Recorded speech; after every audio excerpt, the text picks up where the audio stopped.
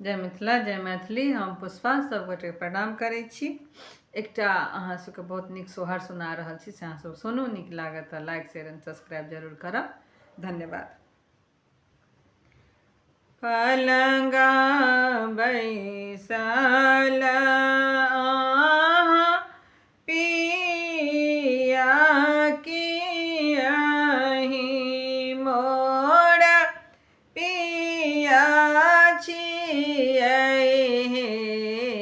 पलंगा बैसल अहाँ पिया कियहि मोर पिया छियै हे। पिया हे मन होइया खइता हो जामुन जामुन तोरी निंदिया हे। पिया हे मन होइया खइता हो जामुन जामुन तोरी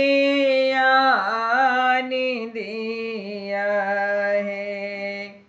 किनका के बारी में जामुन कियो राखा बाड़ छथिन हे। किनका के बारी में जामुन कियो राखबार छथिन हे। दानी हे कोन कोन डरिया लेबाए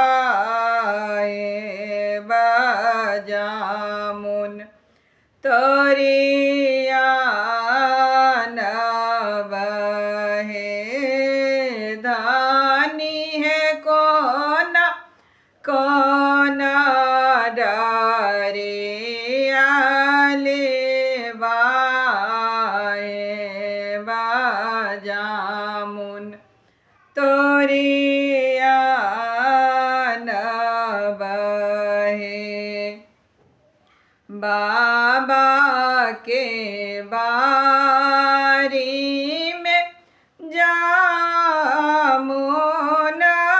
भैया रखबार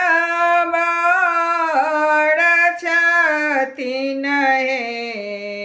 बाबा के बारी में जामुन भैया रखबार छथिन हे।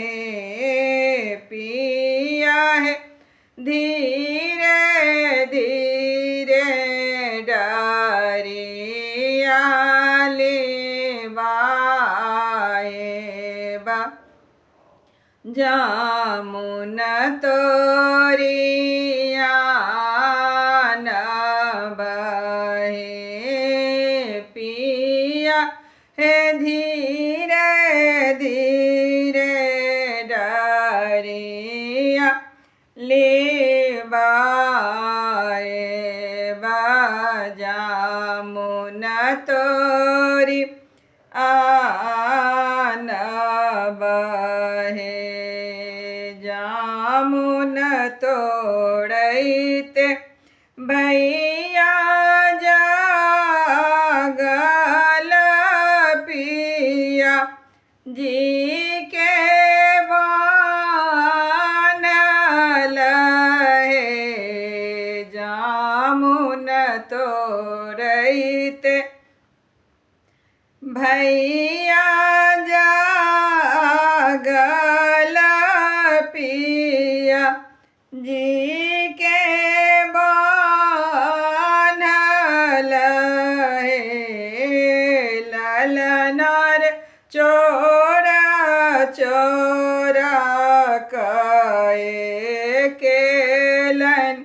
हाला के धानी मानहार सीता है ललनार चोरा चोरा काए केलनी हाला की धानी मानहार सीता है आजो का छौरी काला जो गही की और साता जो गही रे आजो के छौरी काला जो गही की और साता जो गही रे ललनार अपने सबैया के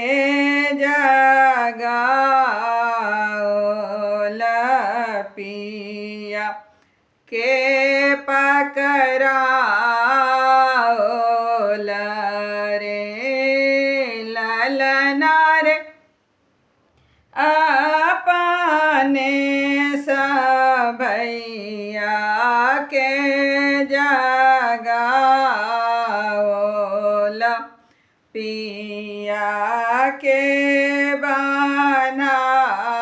बनाओल रे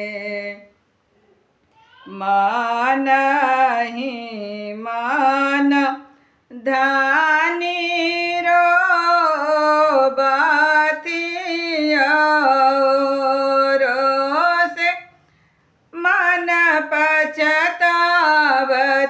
रे ललनार पिया के बनाए मानहार सीतायाब